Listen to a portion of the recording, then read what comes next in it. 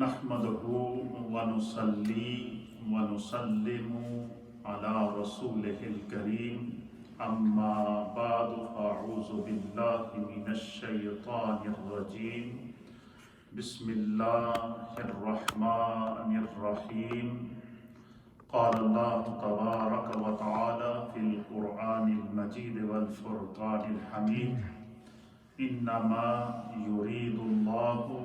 ليذهب عنكم الرجس اهل البيت ويطهركم تطهيرا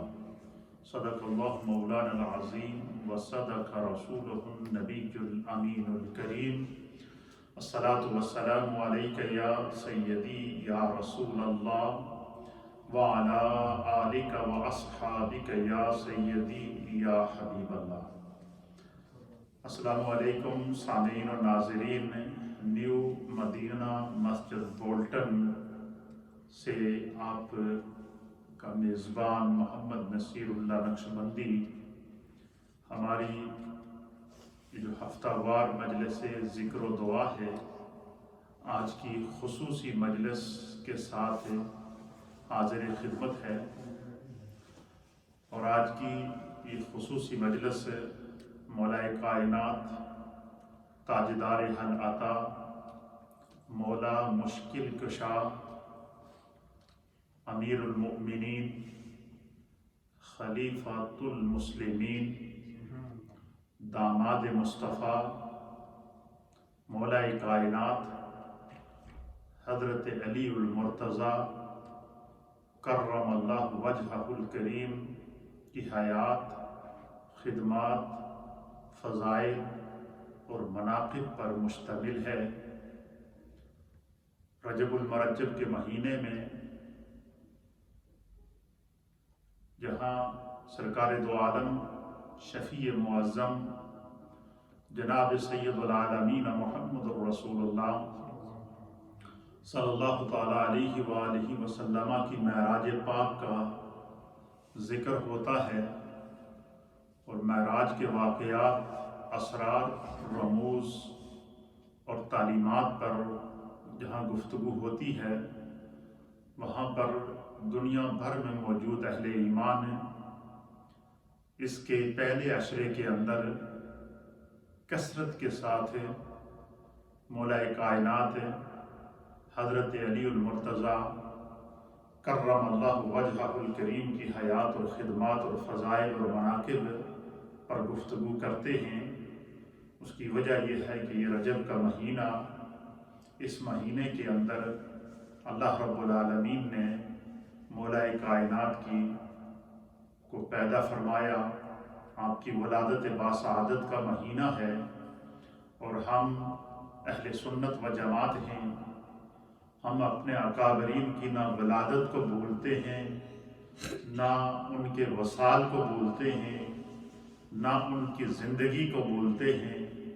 نہ ان کے افکار اور تعلیمات کو بھولتے ہیں، اور نہ ان کے فضائل اور مناقب کو بھولتے ہیں۔ اور اہل سنت و جماعت کی یہی وہ سوغات ہے کہ وہ اپنے اکابرین کو بھولتے نہیں ہیں، اور میرے رب کا یہ فیصلہ ہے کہ جو اللہ والوں کے ساتھ مل جاتے ہیں، اور چونکہ اللہ والے جو لوگ ہوتے ہیں یہ بڑے عظیم لوگ ہوتے ہیں۔ حضور نبی کریم صلی اللہ تعالیٰ علیہ وسلم کی صحبت سے پرگڑتا جو صحابہ کرام اور اہل بیت اطہار ہیں، ان کی تو شان وراء الورا ہے۔ یہی وجہ ہے کہ اللہ تعالیٰ نے قرآن حکیم فرقان مجید میں ایک اصول دیا ہے کہ یا ایھا الذین آمنوا اتقوا اللہ وکونوا مع الصادقین، کہ اے ایمان والو اللہ سے ڈرتے رہو اور سچوں کے ساتھ ہو جاؤ، سچوں کا ساتھ نہ چھوڑنا۔ تو جب بھی بزرگان دین اہل اللہ کا ذکر آتا ہے تو ہم انتہائی تذکر و احتشام کے ساتھ اس کا تذکرہ کرتے ہیں۔ اور پھر مولا کائنات سیدہ کائنات حسینین کریمین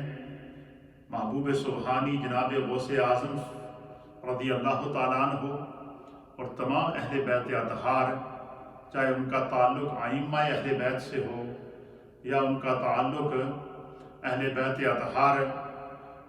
کے خاندان سے ہو، جیسے جیسے ان اکابرین کے ایام آتے ہیں ہم پوری محبت کے ساتھ، پورے اہتمام کے ساتھ، پورے انصرام کے ساتھ ان کا ذکر کرتے ہیں، اور ہماری نیت یہ ہوتی ہے کہ ان پاکان امت کے ذکر سے خدا ہمارے ذکر کو قبول کر لے، ان پاکان امت کے تذکرے سے اللہ ہم پر کرم فرما دے، اس لیے کہ اللہ کے حبیب علیہ الصلوۃ والسلام نے اس طرف اشارہ دیا ہے کہ جہاں پر پاکان امت کا ذکر ہوتا ہے وہاں پر اللہ کی رحمت کا نزول ہوتا ہے، اور پاکان امت میں سے بھی جہاں مولائے کائنات کا ذکر ہو تو اس ذکر اور اس ذکر کی برکت سے ہمیں نگاہ مصطفیٰ بھی نصیب ہوتی ہے اور رحمت خدا بند قدوس بھی نصیب ہوتی ہے۔ مولائے کائنات، تاجدار حلقہ، مولا مشکل کشا، حضرت سیدنا امیر المؤمنین خلیفۃ المسلمین علی المرتضیٰ کرم اللہ وجہہ الکریم کے فضائل، آپ کے مناقب اور آپ کی حیات و خدمات یہ اتنے زیادہ ہیں کہ اللہ نے ان کی فضیلت کو بیان فرمایا، اللہ کے حبیب نے ان کی فضیلت کو بیان فرمایا۔ خلیفہ اول، افضل البشر بعد الانبیاء بالتحقیق، جناب سیدنا صدیق اکبر رضی اللہ تعالی عنہ نے فضائل مولائے کائنات بیان فرمائے۔ خلیفہ ثانی، امیر المؤمنین، جناب سیدنا فاروق اعظم رضی اللہ تعالی عنہ نے ان کے فضائل و مناقب بیان فرمائے۔ خلیفہ ثالث، جناب سیدنا امیر المؤمنین عثمان بن عفان رضی اللہ تعالی عنہ نے ان کے فضائل و مناقب بیان فرمائے۔ نبی پاک صلی اللہ تعالی علیہ وآلہ وسلم کے کم و پیش 1.25 لاکھ صحابہ اکرام نے ان کے فضائل اور مناقب بیان فرمائے۔ تو جس ہستی کے فضائل اور مناقب کے اندر اللہ نے قرآن کی آیات نازل کی ہوں، جس ہستی کے فضائل اور مناقب کو میرے مصطفیٰ کریم نے اپنی اس عظیم زبان، جس کو میرے رب نے وما ینطق عن الہوا ان ہوا الا وحی یوحا کی سند اور تاج پہنایا ہو، اس زبان سے میرے مصطفیٰ نے جس ذات کے فضائل کو بیان کیا ہو، اور نبی پاک کے اصحاب اور ائمہ دین متین نے، علماء عاملین نے اور اولیاء کاملین نے جن کے فضائل کو بیان کیا ہو، ان کی عظمتوں کا اندازہ کون لگا سکتا ہے؟ ہم صرف ان فضائل اور ان مناقب اور ان عظمتوں میں سے چند ایک کا تذکرہ اپنا جو وقت ہے اس کے اندر جتنا ممکن ہو سکا بیان کریں گے، اس نیت کے ساتھ کہ خدا مولائے کائنات کے صدقے، چونکہ وہ مشکل کشا ہیں، وہ تاجدار حل عطا ہیں، وہ داماد مصطفیٰ ہیں، وہ زوج سیدہ کائنات ہیں، اور ان کی وہ ولایت کے منبع اور مرجع ہیں، تو اللہ رب العالمین ان کے ذکر کی برکت سے خدا ہماری مشکلات کو آسان کر دے۔ جتنے گھروں کے اندر اور اس دور کے اندر، اس مشکل گھڑی کے اندر مولائے کائنات کا ذکر کرنا، میں سمجھتا ہوں کہ اس وقت انسانیت جو کرونا وائرس جیسی وباؤں کے اندر گھری ہوئی ہے، اور کچھ لوگوں کو عقیدے کا وائرس بھی لگا ہوا ہے، جو خلط ملط کر کے اور اپنے جو ناپاک ارادے ہیں ان ارادوں کو سادہ لو عوام کے اوپر جو ہے وہ ڈالنے کے لیے صحابہ اکرام اور اہل بیت کے درمیان تفاوت پیدا کرنے کی کوشش کر رہے ہیں، اور صحابہ اکرام اور اہل بیت اطہار کے درمیان ایک تقسیم کی کیفیت کو پیدا کرنے کی کوشش کر کے لوگوں کو ڈائیورٹ کر رہے ہیں، لوگوں کی سوچوں کو۔ ایسے حالات کے اندر مولائے کائنات کا تذکرہ، مولائے کائنات کی تعلیمات پر عمل کر کے میں سمجھتا ہوں کہ ہر طرح کی سازش کو ہم ناکام کر سکتے ہیں، کیونکہ نبی کا دین دین رحمت ہے، اور اس پر عمل کرنے والے جو لوگ ہوتے ہیں وہ حلیم الطبع ہوتے ہیں، اس پر عمل کرنے والے جو لوگ ہوتے ہیں وہ خلق مصطفیٰ کے پیکر ہوتے ہیں، اس پر عمل کرنے والے جو لوگ ہوتے ہیں وہ سیدنا صدیق اکبر کے اخلاق کریمہ کی تصویر بن جاتے ہیں،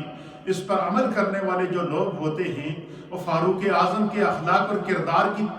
عملی تعبیر نظر آتے ہیں، اور اس پر عمل کرنے والے جو لوگ ہوتے ہیں وہ حضرت عثمان غنی اور مولا کائنات کی صفات اور آپ کی کمالات اور آپ کی عظمتوں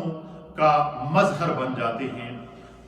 بے شمار فضائل ہیں، لیکن چند ایک میں آپ کی خدمت میں پیش کروں گا۔ سب سے پہلے میں آپ کو لیے چلتا ہوں قرآن حکیم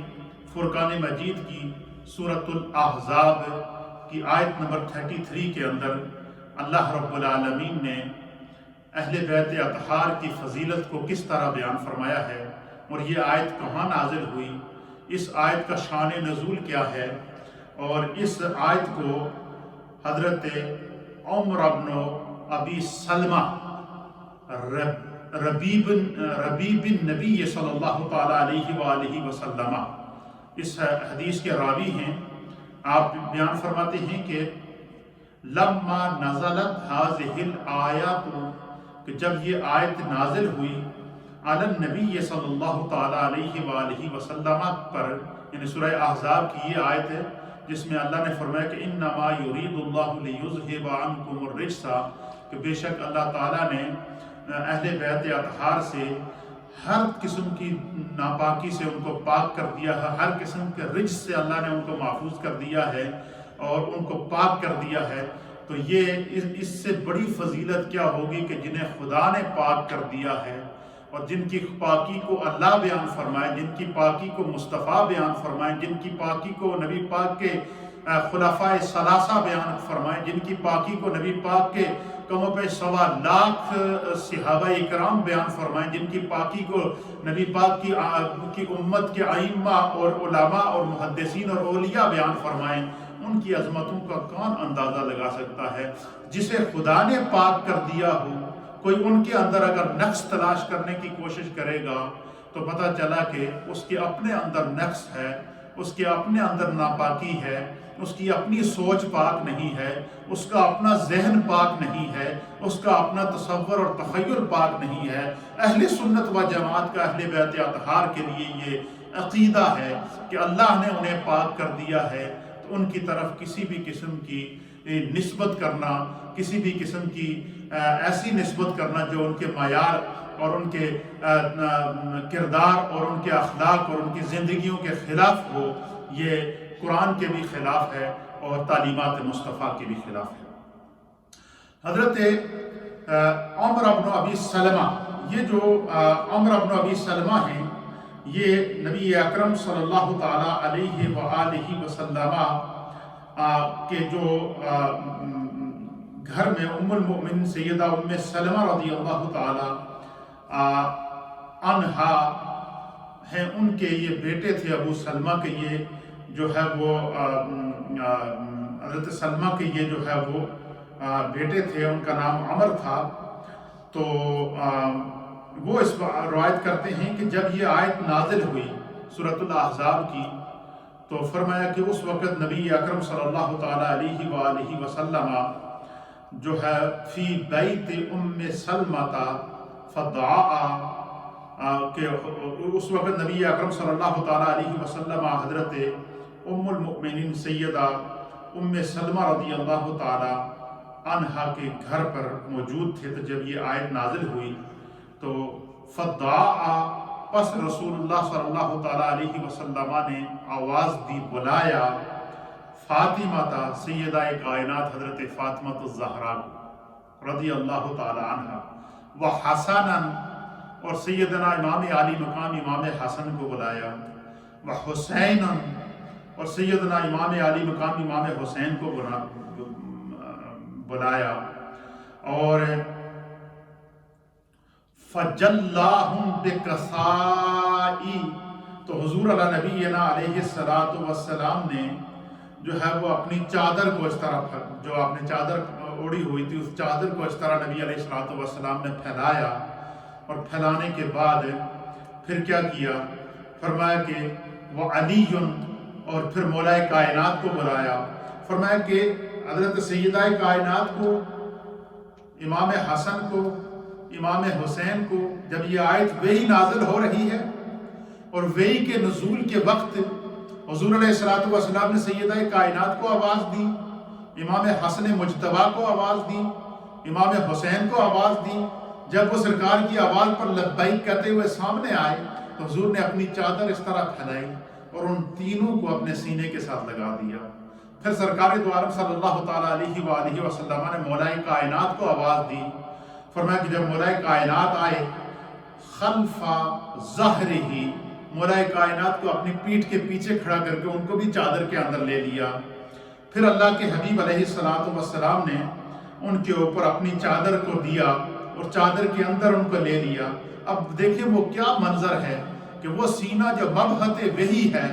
وہ سینہ جو اللہ کے انوار کا خزانہ ہے، وہ سینہ جس کے اندر تمام انبیاء اکرام کی سیرتوں کا نور موجود ہے، وہ سینہ جس کے اندر اللہ تعالیٰ کے انوار اور براہ راست وحی کے انوار اتر رہے ہیں، اس سینے کے ساتھ حضور نے اپنی لخت جگر نور نظر سیدہ کائنات کو لگایا ہوا ہے، امام حسن مجتبیٰ کو لگایا ہوا ہے، امام حسین رضی اللہ تعالیٰ عنہ کو، اور اپنی وہ عظیم پیٹھ جس کے اوپر جو ہے مہر نبوت ہے، یعنی دیکھیں جہاں وہ سینہ جس پر قرآن نازل ہوا ہے اس پر سیدہ کائنات اور حسنین کریمین کو اس کے ساتھ لگایا ہوا ہے، اور وہ پیٹھ جس کے اوپر مہر نبوت ہے اس کے ساتھ مولا کائنات کو لگایا ہوا ہے۔ کیا منظر ہے، آپ دیکھیے وہ کیا منظر ہے۔ آپ ذرا اس حدیث پر غور کیجئے کہ کیا فرماتے ہیں کہ حضرت عمر بن ابی سلمہ کہتے ہیں کہ جب یہ آیت نازل ہوئی تو حضور علیہ الصلوۃ والسلام نے جب پہلے سیدہ کائنات اور حسنین کریمین تینوں کو بلا کر اپنے سینے سے لگایا، اس سینے سے جس پر قرآن نازل ہو رہا ہے، جس پر وحی اتر رہی ہے، مولا کائنات کو بلا کر اپنی پیٹھ کے پیچھے جو ہے وہ مولا کائنات حضور علیہ الصلوۃ والسلام کے کندھوں کے ساتھ اپنے چہرہ انور کو لگا کر اس چادر کے نیچے آئے۔ اس مولا کائنات کا جو چہرہ تھا وہ مہر نبوت کے اوپر تھا، اور سیدہ کائنات اور حسنین کریمین آپ کے سینے کے ساتھ چمڑے ہوئے تھے، اور حضور نے ان تینوں کو چاروں کو اپنی چادر کے اندر لیا، اور لینے کے بعد پھر اللہ آسمان کی طرف دیکھ کے میرے مصطفیٰ کریم نے دعا کی۔ کیا دعا کی؟ فرمایا اللہم ہؤلاء اہل بیتی، اے میرے اللہ یہ جو قافلہ یہ اہل بیت جس کو میں نے اپنی چادر کے اندر لیا ہے، اے اللہ یہ میرے اہل بیت ہیں، فَأَذْهِبْ عَنْهُمُ الرِّجْسَ طَهِّرَكُمْ تَطْهِيرًا۔ آپ فرماتے ہیں کہ سرکار دو عالم صلی اللہ تعالیٰ علیہ وسلم نے دعا کی اللہ کی بارگاہ میں کہ اے میرے اللہ یہ میرے اہل بیت ہیں، پس ان سے ہر قسم کی آلودگی کو دور فرما، ہر قسم کی ناپاکی کو دور فرما، ہر قسم کے رجس کو دور فرما۔ اور پھر کیا فرمایا؟ اور پھر کہتے ہیں کہ سیدہ ام سلمہ رضی اللہ تعالی عنہا نے عرض کیا کہ اے نبی صلی اللہ تعالی علیہ وآلہ وسلم کیا میں بھی ان کے ساتھ ہوں؟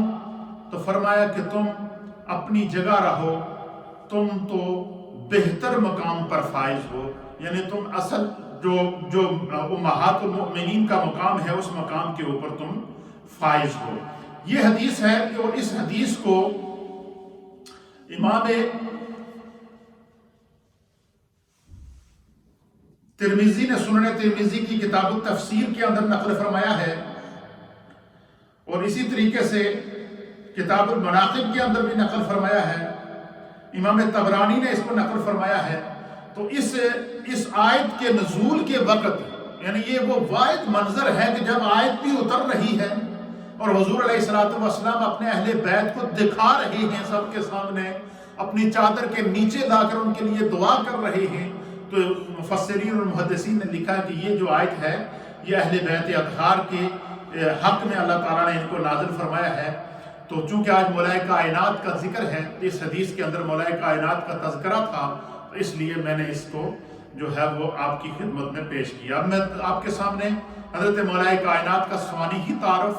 اور آپ کے فضائل اور مناقب کی طرف لے کر آؤں گا، تاکہ کم وقت کے اندر ہم زیادہ سے زیادہ مولا کائنات کے فضائل کا ذکر کر سکیں۔ علامہ ابن اسیر جزری رحمۃ اللہ علیہ نے جو ہے وہ اوسط الغابہ کی جلد نمبر 4 اور صفحہ نمبر 16، اس کے اوپر حضرت مولا کائنات جناب علی المرتضیٰ کرم اللہ وجہہ الکریم کا پورا سوانحی تعارف لکھا ہے۔ آپ سب سے پہلے ان کا خاندانی پس منظر بیان کرتے ہیں، پھر اس کے بعد مولا کائنات کا اسلام لانا بیان کرتے ہیں، پھر اس کے بعد مولا کائنات کی تعلیم و تربیت بیان کرتے ہیں، پھر اس کے بعد مولا کائنات کا جو ہے وہ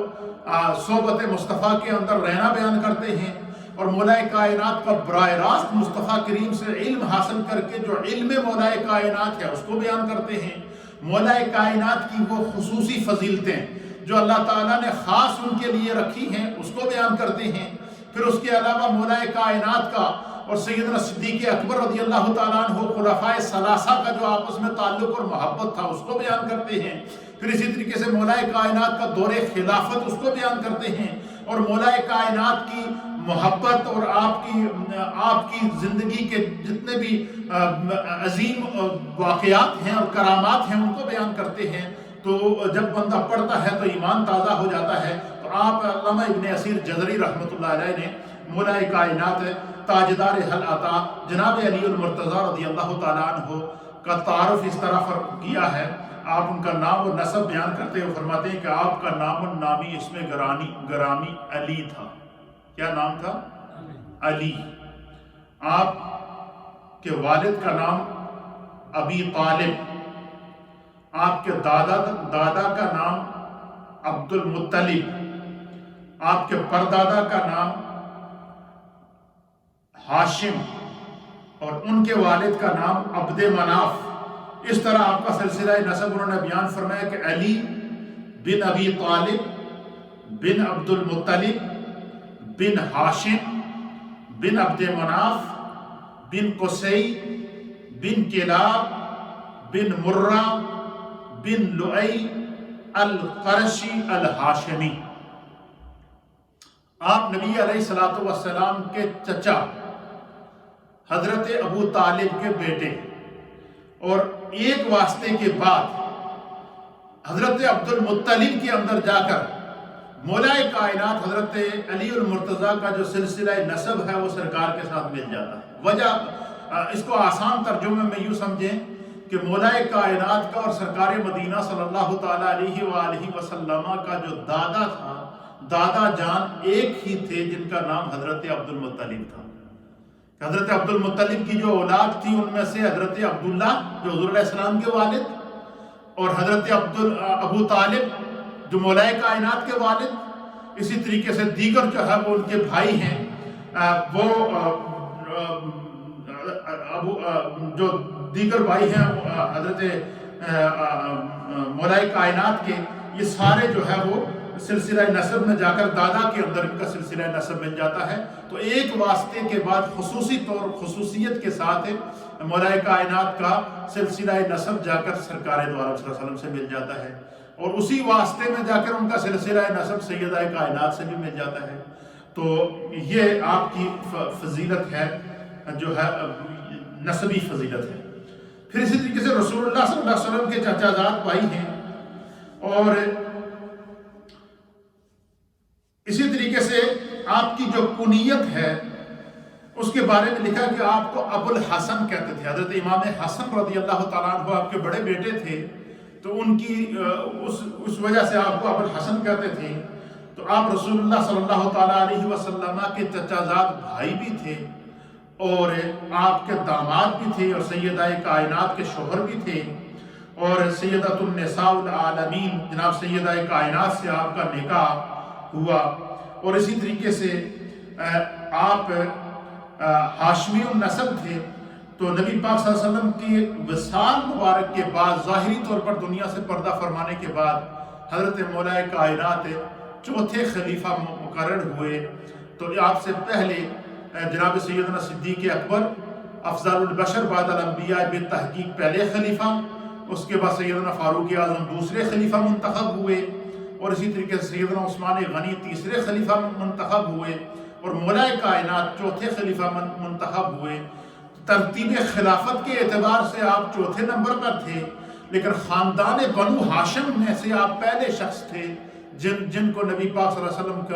کے وصال کے بعد خلیفہ مقرر کیا گیا۔ تو یہ آپ کا جو ہے وہ سلسلہ نسب اور ابتدائی تعارف ہے۔ حضرت مولا کائنات جناب علی المرتضیٰ رضی اللہ تعالیٰ عنہ جو ہے وہ آپ کے جو اور بھائی تھے ان میں جو ہے وہ جعفر تھے، عقیل تھے اور طالب تھے۔ آپ ان سے جو ہے وہ ان سے چھوٹے تھے، اور بچپن میں جب حضور نبی علیہ السلام نے اعلان نبوت کیا تو حضور علیہ السلام کے چچا حضرت ابو طالب جو تھے یہ کثیر العیال تھے، ان کی اولاد بہت زیادہ تھی، غربت کا زمانہ تھا۔ تو نبی اکرم صلی اللہ علیہ وسلم نے حضرت ابو طالب سے یہ فرمایا کہ میں علی کو آپ مجھے دے دیں، ان کو میں پڑھاؤں گا بھی، ان کی تربیت بھی میں کروں گا اور ان کو میں پالوں گا۔ تو حضور علیہ السلام نے اپنے چچا ابو طالب سے حضرت مولا کائنات کو مانگ کر لیا تھا، تو آپ نے ان کی تربیت کی ہے۔ اور جیسے ہی حضور نبی علیہ السلام نے اعلان نبوت کیا تو علماء اور محدثین اور علامہ ابن اسیر جزری نے بھی اس طرح اشارہ دیا ہے کہ مردوں میں سب سے پہلے حضور علیہ السلام پر ایمان لانے والے جناب امیر المؤمنین سیدنا صدیق اکبر، خواتین میں سب سے پہلے ایمان لانے والی ام المؤمنین سیدہ خدیجہ الکبریٰ، اور بچوں میں سب سے پہلے ایمان لانے والے مولا کائنات جناب حضرت حیدر کرار رضی اللہ تعالی عنہ ہیں۔ اسی طریقے سے مولا کائنات کو یہ بھی فضیلت حاصل ہے کہ آپ نے نبی پاک صلی اللہ علیہ وسلم کے حکم پر آپ نے مکہ سے مدینہ کی طرف ہجرت کی، اور ہجرت کے دوران حضور علیہ السلام نے جو آپ کی ڈیوٹی لگائی اور اپنے بستر پر آپ کو لٹایا، یہ بھی آپ کی ایک انفرادی فضیلت ہے۔ اور پھر اس کے بعد جب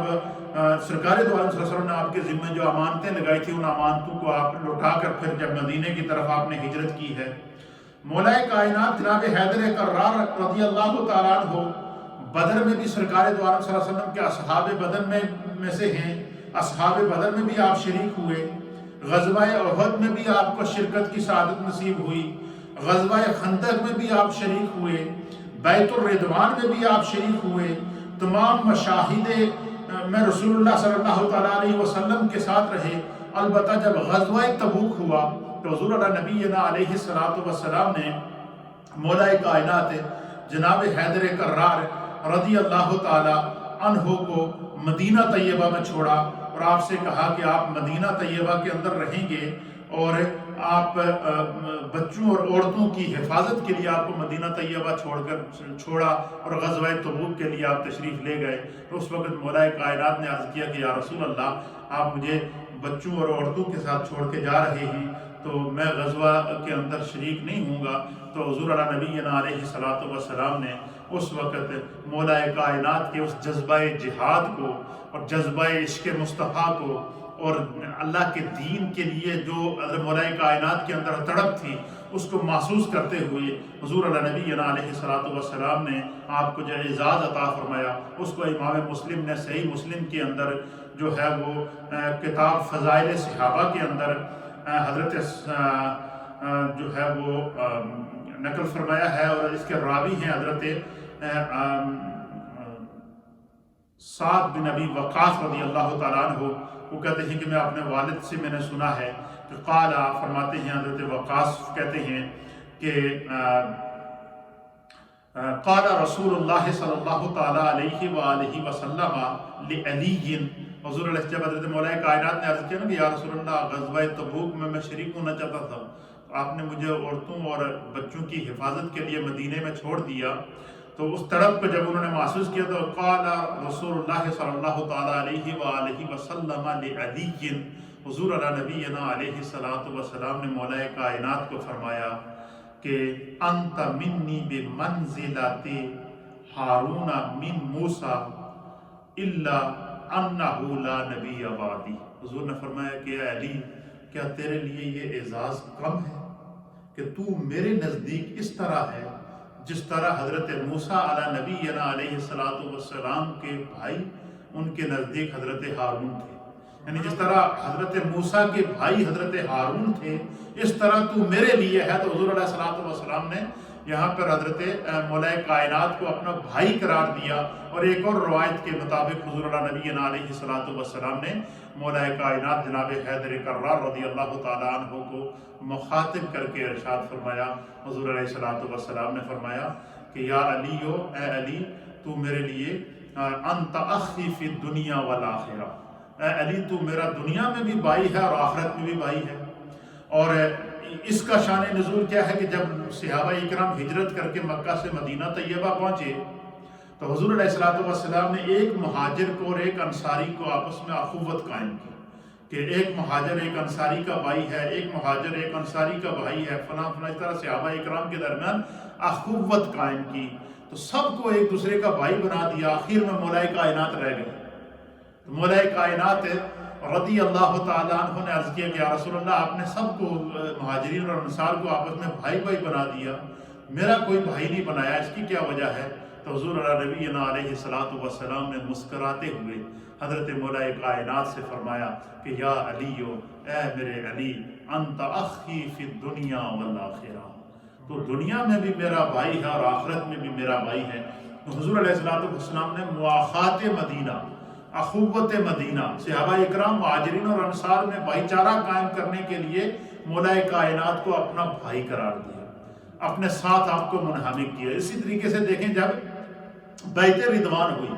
تو حضور علیہ الصلوۃ والسلام کے ہاتھ پر 1400 صحابہ نے بیعت کی۔ صحابہ آتے رہے اور حضور علیہ الصلوۃ والسلام کے ہاتھ میں ہاتھ دیتے رہے اور بیعت کرتے رہے، اور آخر میں جب حضرت عثمان غنی رضی اللہ تعالیٰ عنہ جو اس وقت وہ سفیر مدینہ بن کر مکہ گئے ہوئے تھے، تو حضور علیہ الصلوۃ والسلام نے اپنے ایک ہاتھ کو دوسرے ہاتھ پر رکھ کر فرمایا کہ یہ عثمان کا ہاتھ ہے اور یہ میرے ہاتھ پر بیعت کر رہا ہے، تو آپ نے حضرت عثمان غنی کے ہاتھ کو اپنا ہاتھ قرار دیا۔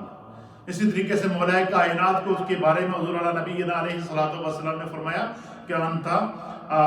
اخی فی الدنیا والآخرہ۔ یہ حضرت مولا کائنات رضی اللہ تعالی عنہ کے فضائل، آپ کے مناقب اور آپ کی عظمتیں اور آپ کی رفعتیں ہیں۔ پھر اسی طریقے سے مولا کائنات کی عظمت اور فضیلت کو آپ اس چیز سے اندازہ لگا سکتے ہیں کہ حضرت مولا کائنات نے نبی اکرم صلی اللہ تعالیٰ علیہ وآلہ وسلم کی عظیم لخت جگر، نور نظر سیدہ طیبہ طاہرہ فاطمہ الزہرا رضی اللہ تعالیٰ عنہا کے ساتھ آپ کا نکاح ہوا۔ اور پھر یعنی بڑی مزے کی بات جو یہاں سمجھنے کی ہے کہ مولا کائنات کو سیدہ فاطمہ رضی اللہ تعالیٰ عنہا کے ساتھ نکاح کرانے کے لیے، آپ کا پیغام نکاح دینے کے لیے، مولا کائنات اور سیدہ کائنات کی نکاح کی تجویز دینے کے لیے، مولا کائنات اور سیدہ کائنات کا نکاح کرانے کے لیے جو سب سے بڑا کلیدی کردار ہے وہ جناب امیر المؤمنین خلیفۃ المسلمین سیدنا صدیق اکبر نے، اور امیر المؤمنین سیدنا عمر فاروق نے، اور امیر المؤمنین سیدنا عثمان ابن عفان نے ادا کیا کہ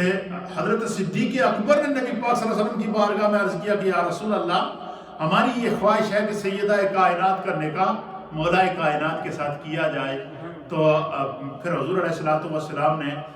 جب کان میں یہ بات ڈالی ہے تو حضور علیہ الصلوۃ والسلام نے بھی یہ خواہش ظاہر کی، تو جب پھر مولا کائنات کی بارگاہ میں سیدنا صدیق اکبر نے عرض کیا۔ اب دیکھیں آپ کا رشتہ کرانے والے بھی خلفائے ثلاثہ، آپ کے نکاح کے اندر بھی خلفائے ثلاثہ، آپ کی جو مہر کی رقم ادا کی گئی وہ حضرت مولا کائنات نے حضرت عثمان غنی رضی اللہ تعالیٰ عنہ سے کہا کہ یہ میری زرہ ہے، میرے پاس اگر آپ اس زرہ کو خرید لیں تو میں اس زرہ سے جو مجھے پیسے ملیں گے تو میں وہ نکاح کی رقم ادا کروں گا۔ اللہ اکبر۔ اب دیکھیے صحابہ اکرام کا اور اہل بیت اطہار کا آپس میں تعلق دیکھیے، واسطہ دیکھیے کہ حضرت عثمان غنی نے وہ زرہ خریدی، خریدنے کے بعد وہ اس کے جو پیسے بنے 400 کچھ درہم تھے، وہ حضرت عثمان غنی نے مولا کائنات کو دیے کہ یہ زرہ کی قیمت ہے، یہ آپ اپنی مہر کی رقم ادا کریں، زرہ مجھے دے دیں۔ زرہ لی، زرہ وصول کرنے کے بعد اس کی رقم دینے کے بعد پھر حضرت عثمان غنی نے وہ زرہ اٹھائی اور مولا کائنات کو کہا کہ یہ میری طرف سے آپ کو شادی کا تحفہ ہے۔ یہ ہے صحابہ اکرام اور اہل بیت اطہار کا آپس میں تعلق، یہ ہے وہ محبت اور آج کے دور کے اندر جو صحابہ اکرام اور اہل بیت اطہار کے درمیان محبت اور جو نفرتیں پیدا کی جا رہی ہیں اور تفاوت پیدا کی جا رہی ہے اور سادہ نو عوام کو گمراہ کیا جا رہا ہے اور لوگوں کو مسلک حق اہل سنت و جماعت سے جو ہے وہ ہٹانے کی کوششیں کی جا رہی ہیں، ہم آج کے اس دور کے فتنے سے خدا کی پناہ میں آتے ہیں۔ ہمیں اس چیز کو سمجھنا چاہیے کہ صحابہ اکرام کا آپس میں کیا محبت تھا۔ مولا کائنات کا نکاح کرانے والے، رشتہ کرانے والے صدیق اکبر، آپ کے نکاح کے گواہوں میں فاروق اعظم اور صدیق اکبر، آپ کی جو ہے وہ زرہ خریدنے والے عثمان غنی، پھر اس زرہ کو واپس تحفے میں پیش کرنے والے عثمان غنی، اسی طریقے سے تمام صحابہ اکرام کا اس کے اوپر جشن، پھر سرکار دو عالم صلی اللہ تعالیٰ علیہ وآلہ وسلم کی ظاہری طور پر وصال کے بعد امیر المؤمنین خلیفۃ المسلمین افضل البشر بعد الانبیاء بالتحقیق جناب سیدنا صدیق اکبر رضی اللہ تعالیٰ عنہ کو جو خلیفۃ المسلمین مقرر کیا گیا، تو سیدنا صدیق اکبر رضی اللہ تعالیٰ عنہ کے ہاتھ پر بیعت کرنے والے مولا کائنات، سیدنا صدیق اکبر رضی اللہ تعالیٰ عنہ کے دور خلافت میں لوگوں کے درمیان معاملات کے فیصلے کرنے والے قاضی القضاء صحابہ اکرام کے سب سے بڑے قاضی مولا کائنات، وہ مولا کائنات جن کے علم کو میرے مصطفیٰ نے بیان فرمایا کہ انا مدینۃ العلم وعلی بابھا،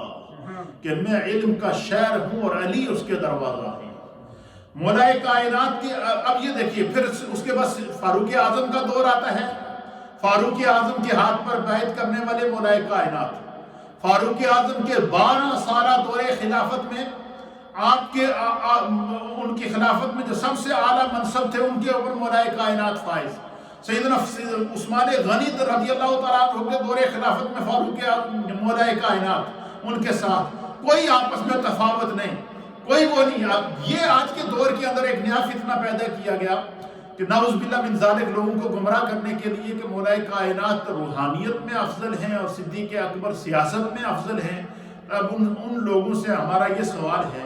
کہ پہلے ذرا یہ تو بتائیے، جب حضور علیہ نبینا علیہ الصلوۃ والسلام نے امیر المؤمنین خلیفۃ المسلمین جناب سیدنا ابو بکر صدیق رضی اللہ تعالی عنہ کو اپنی حیات کے اندر 17 نمازیں پڑھانے کے لیے فرمایا کہ مرو ابا بکر فلیصلی بالناس، کہ ابو بکر سے کہہ دو کہ وہ لوگوں کو نماز پڑھائیں، تو اس وقت تو سیدنا صدیق اکبر منصب خلافت پر فائز نہیں تھے،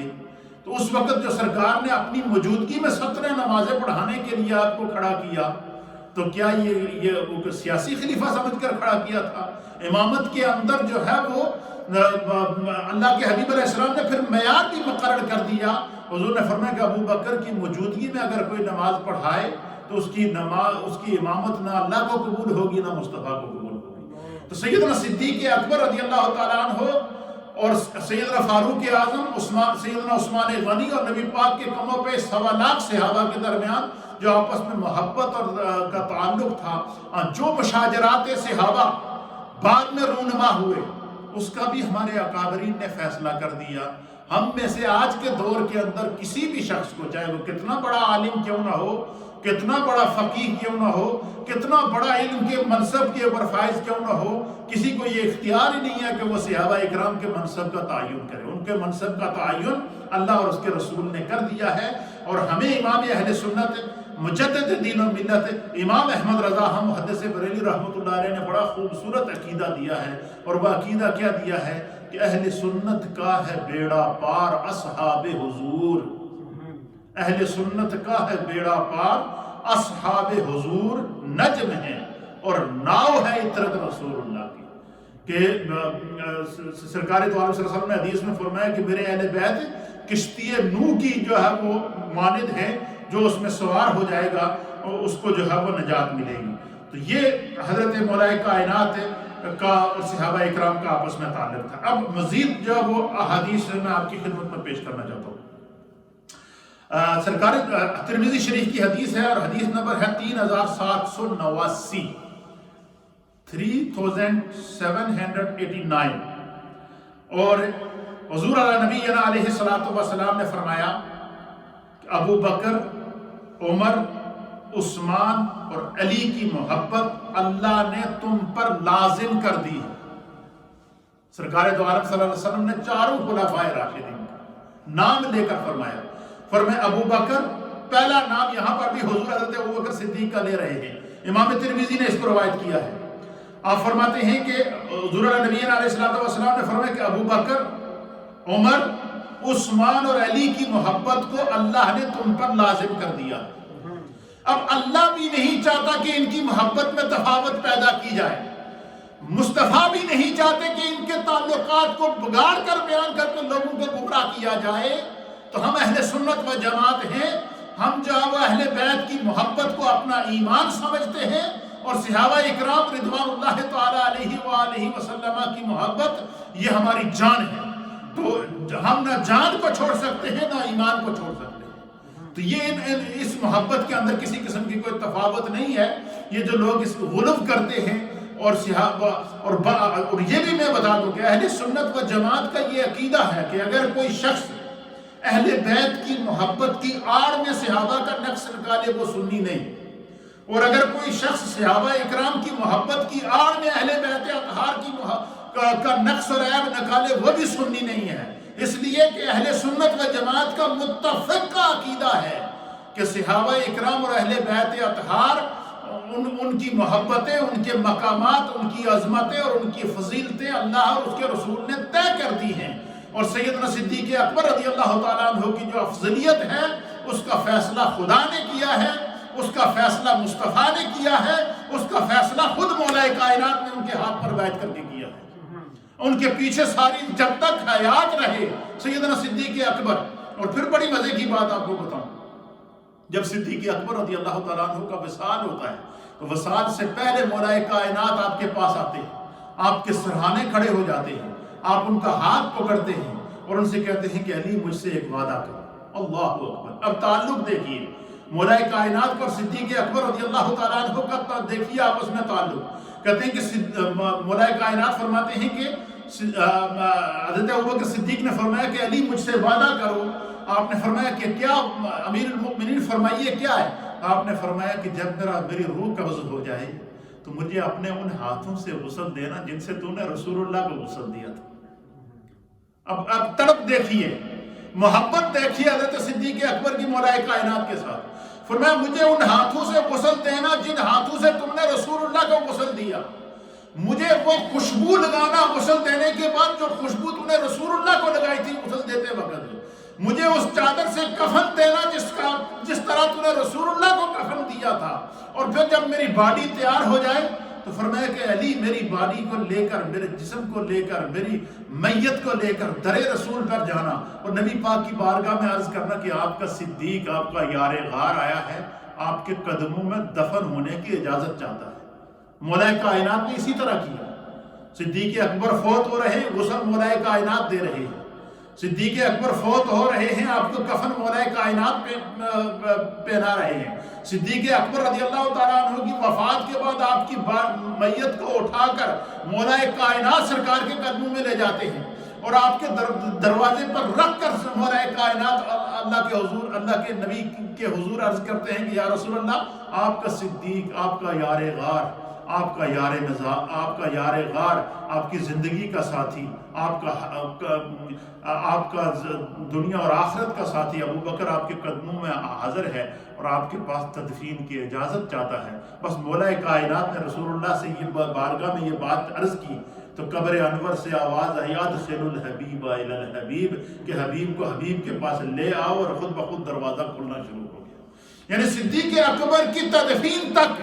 ان کو قبر میں اتارنے تک مولا کائنات کردار ادا کر رہے ہیں، محبت کا اظہار کر رہے ہیں۔ جب ان کے درمیان تا دم زیست کوئی تفاوت نہیں ہے، کوئی اختلاف نہیں ہے، تو آج کے دور کے اندر اگر کوئی اس طرح کی من گھڑت روایات بیان کر کے لوگوں کو گمراہ کرنے کی کوشش کرے گا تو یہ اہل سنت کا عقیدہ ہرگز نہیں ہے اور نہ اسے تسلیم کیا جائے گا۔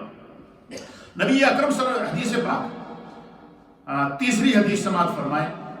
الصواعق المحرقہ کے اندر یہ حدیث صفحہ نمبر 172 کے اوپر ہے کہ نبی اکرم صلی اللہ تعالیٰ علیہ وآلہ وسلم نے امت کو وصیت کی کیا وصیت کی ہے قیامت تک کے لیے؟ حضور نے فرمایا ادبوا اولادکم علی ثلاث خصال، حضور نے فرمایا کہ اپنی اولاد کو 3 چیزوں کا ادب سکھاؤ۔ یہ جتنی مائیں بہنیں بزرگ میری مجھے اس وقت سن رہے ہیں، اب یہ نبی پاک کا پیغام ہے اپنے ہر امتی کے لیے۔ ہر وہ شخص جسے خدا نے اولاد دی ہے وہ اس بات کو غور سے سنے۔ حضور علیہ السلام نے فرمایا کہ ادبوا اولادکم، اپنی اولاد کو ادب سکھاؤ، علی ثلاث خصال، 3 خصلت، 3 چیزوں میں اپنی اولاد کا خاص طور پر ان کو ادب سکھاؤ۔ کیا ان میں سے پہلی کیا ہے؟ حب نبیکم، فرمایا کہ اپنے نبی کی محبت اپنی اولاد کے سینوں کے اندر نقش کرو۔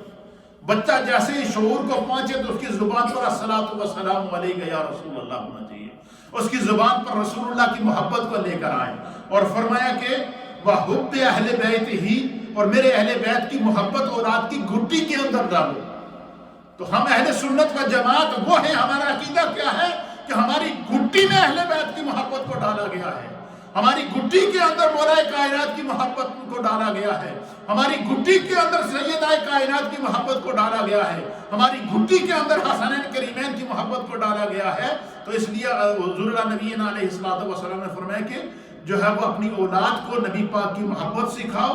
اپنی اولاد کو اہل بیت اطہار سے محبت سکھاؤ۔ اور تیسری چیز کیا ہے؟ وہ قراءۃ القرآن، اور اپنے بچوں کو قرآن کریم کی قراءت سکھاؤ، ان کو قرآن پڑھاؤ۔ یہ 3 چیزیں یہ میرے نبی نے قیامت تک کے لیے اپنے ہر امتی کو وصیت فرمائی ہے۔ پھر آگے چلیے 5ویں حدیث کی طرف۔ یہ وعن ابی ذر، حضرت ابی ذر رضی اللہ تعالیٰ عنہ بیان کرتے ہیں کہ میں جو ہے وہ روایت کرتے ہیں کہ انہوں نے کعبے کا دروازہ پکڑے ہوئے فرمایا کہ میں نے نبی اکرم صلی اللہ تعالیٰ علیہ وسلم، حضرت ابی ذر کہتے ہیں کہ آخذ بباب الکعبۃ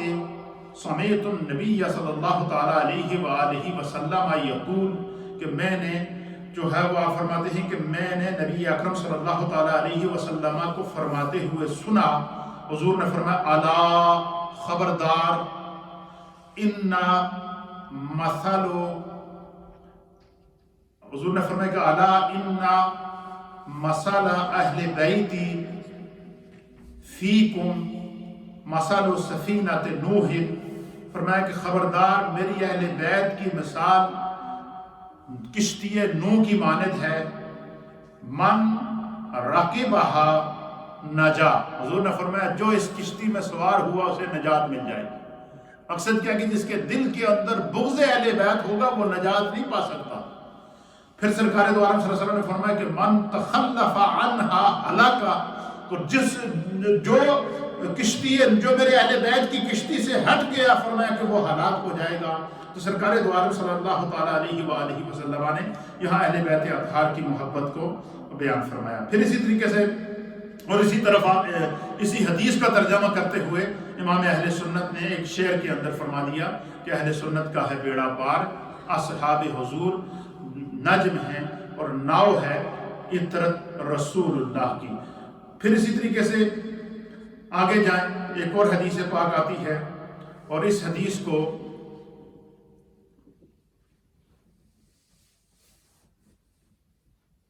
جناب سیدہ عائشہ صدیقہ رضی اللہ تعالی عنہ بنت صدیق اکبر رضی اللہ تعالی عنہ بیان کرتے ہیں، آپ فرماتی ہیں کہ قالت، سیدہ عائشہ کہتی ہیں کہ خرج النبی صلی اللہ تعالی علیہ وسلم غداتن، کہتے ہیں کہ ایک دن نبی اکرم صلی اللہ تعالی علیہ وآلہ وسلم جو ہے وہ صبح کے وقت آپ اپنے گھر سے باہر نکلے، وعلیہ مرطن، تو ہم نے دیکھا کہ سرکار دو عالم صلی اللہ علیہ وسلم نے ایک چادر اوڑھی ہوئی تھی۔ صبح کا وقت تھا، ام المومنین کہتے کہ سرکار اپنے گھر سے نکلے، اور حضور علیہ السلام کی یہ عادت شریفہ ہوتی تھی کہ جیسے ہی آپ گھر سے نکلتے نا تو حضور علیہ السلام کی آہٹ پا کر یا آپ کی آواز سن کر حسنین کریمین اپنے گھر سے دوڑ کر آ جاتے تھے، کیونکہ سرکار کے گھر کے سامنے مولا کائنات کا گھر تھا۔ تو آپ دوڑ کر آ جاتے تھے. تو ام المومنین کہتے ہیں کہ ایک دن سرکار دو عالم صبح گھر سے نکلے وعلیہ مرۃ مرحل کہ حضور علیہ الصلوۃ والسلام نے ایک خوبصورت کڑھائی والی چادر پہنی ہوئی تھی. تو من شعر الاسود اس کے اوپر اونٹ کے جو بالوں کے کالے بالوں کے جو ہے وہ نشانات تھے. اس طرح خوبصورت کالی اور سفید لکیریں تھیں اس کے اوپر. یعنی ایک خوبصورت چادر پہنی ہوئی تھی جو کڑھائی والی تھی. تو جیسے حضور باہر نکلے تو حضور کی آہٹ سن کے فجاء الحسن بن علی کہ کہتے ہیں کہ اتنے میں ایک دم حضرت امام علی مقام امام حسن کو پتہ چلا کہ سرکار باہر نکل آئے. تو آپ دوڑتے ہوئے گھر سے باہر نکلے. آپ جب باہر نکلے تو حضور علیہ الصلوۃ والسلام نے اس طرح اپنی چادر پھیلا دی. فرمایا فادخلہ تو سرکار دو عالم صلی اللہ علیہ وسلم نے حضرت امام حسن کو اپنے سینے سے لگا دیا, چادر کے اندر لے لیا. جیسے ہی امام حسن گھر سے باہر نکلے تو امام حسین رضی اللہ تعالیٰ عنہ کو پتہ چل گیا کہ حسن باہر نکلے. تو وہ بھی ان کے پیچھے جیسے بچے بھاگتے ہیں وہ بھی ان کے پیچھے بھاگتے بھاگتے آئے. تو کہتے ہیں کہ ثم جاء الحسین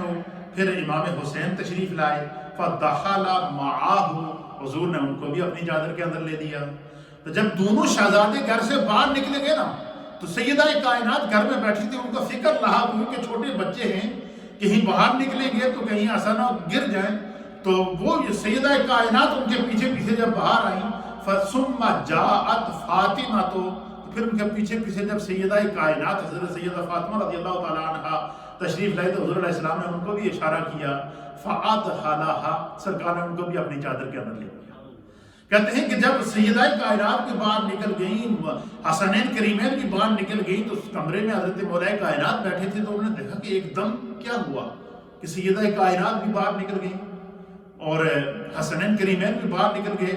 تو یقیناً مولا کائنات کو آثار مل گئے کہ سرکار تشریف لے آئے. تو کہتے ہیں کہ ایک دم مولا کائنات اٹھے. ثم جاء علی پھر مولا کائنات تشریف لائے. حضور علیہ السلام نے ان کو بھی اشارہ کیا, ان کو بھی اپنی چادر کے اندر لے کر فادخلہ ان کو اپنی چادر کے اندر لے کر ثم قال جب ان کو تینوں چاروں کو اپنے سینے سے